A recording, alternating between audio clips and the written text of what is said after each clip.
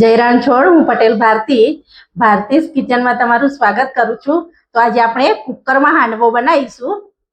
કુકરનો હાંડવો બનાવવા માટે ઘરમાં રહેલી કોઈ પણ એક વાડકીનું માપ સેટ કરી લઈશું। તો આવી એક સરખી 2 વાડકી ચોખા લીધા છે। એ જ વાડકીમાં 1 વાડકી ચણાની દાળ લીધી છે। મિક્સર જારમાં પીસી લઈશું। બંનેને અલગ અલગ પીસવાનું છે।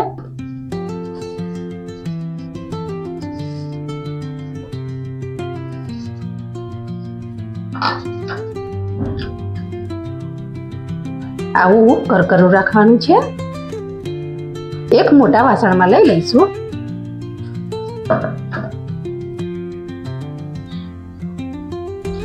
એ જ ડબ્બામાં દાળને પીસી લઈશું।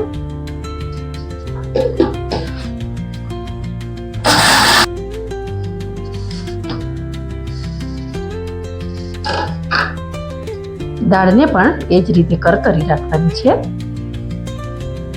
બંનેને મિક્સ કરી લઈશું।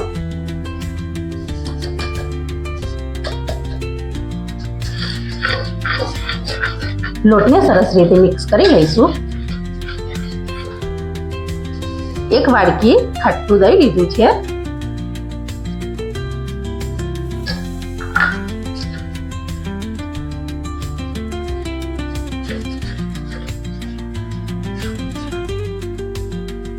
આવો 1 કપ પાણી લીધું છે। જોઈએ એ પ્રમાણે જ એડ કરીશું। બેટરને ઢીલું જ રાખવાનું છે।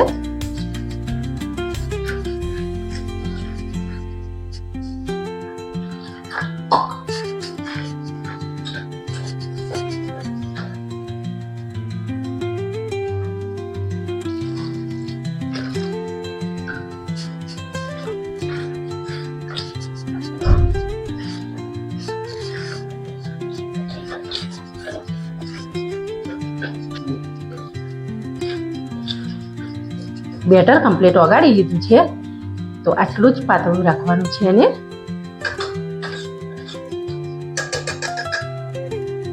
બેટરમાં આવા 1.5 કપ પાણીની જરૂર પડી છે। આપણે બેટરને 7 કલાકનો રેસ્ટ આપવાનો છે। ત્યાં સુધી કમ્પ્લીટ આથવાઈ જશે।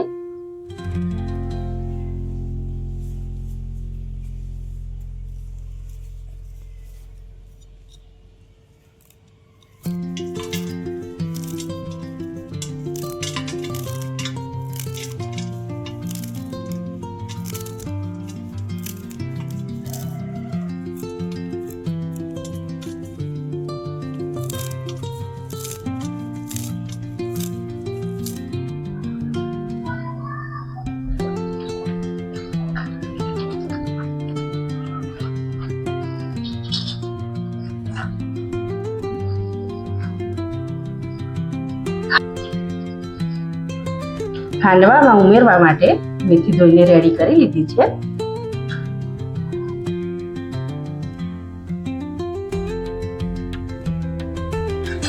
બેટરને 7 કલાક થઈ ગયા છે। તો સરસ આથો આવી ગયો છે।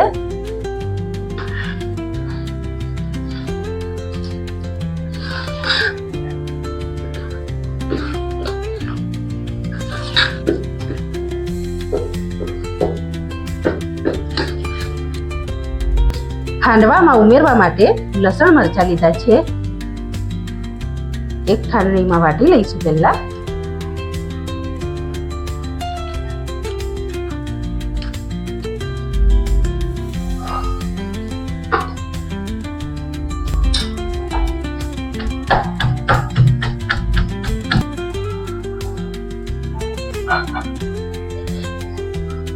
આવી અડધી વાડકી ખાંડ લીધી છે।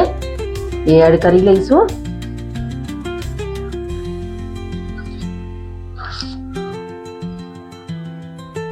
સ્વાદ અનુસાર મીઠું,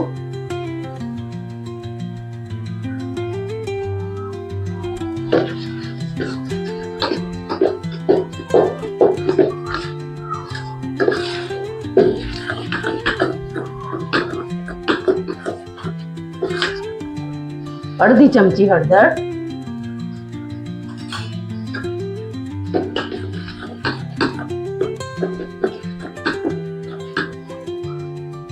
જે મેથી ધોઈને રેડી કરી છે એ એડ કરી લઈશું.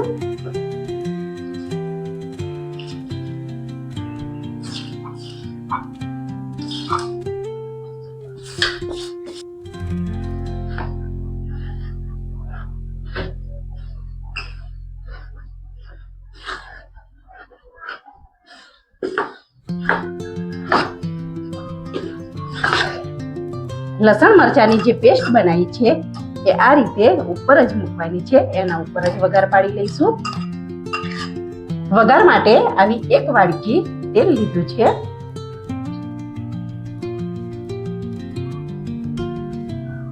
એક ચમચી રાઈ,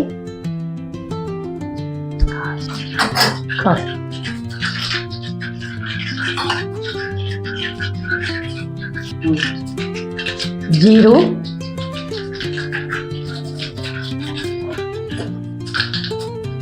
સિંગદાણા,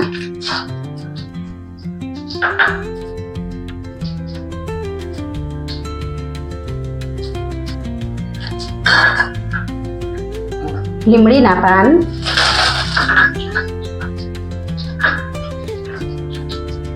તલ,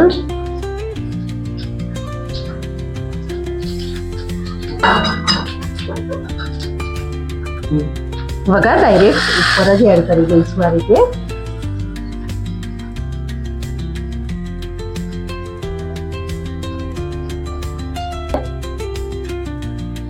કુકરમાં બેટર ભરીએ ત્યાં સુધી આપણે રેતી ગરમ થવા મૂકી લઈશું.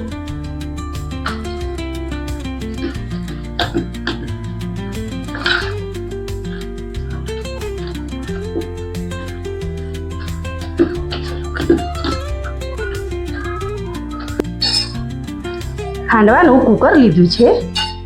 2 ચમચી આ રીતે તેલ પહેલા લગાવી લેવાનું છે અંદર.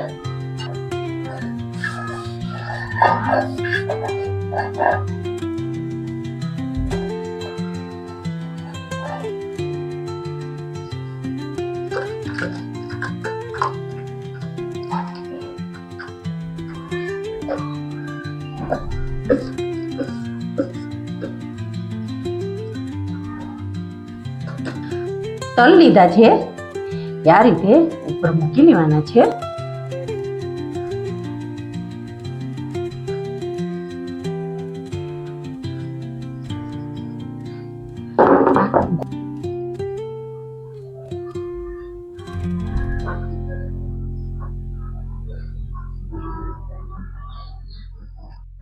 આ રીતે રેતી ઉપર જ મૂકી લેવાનું છે કુકરને.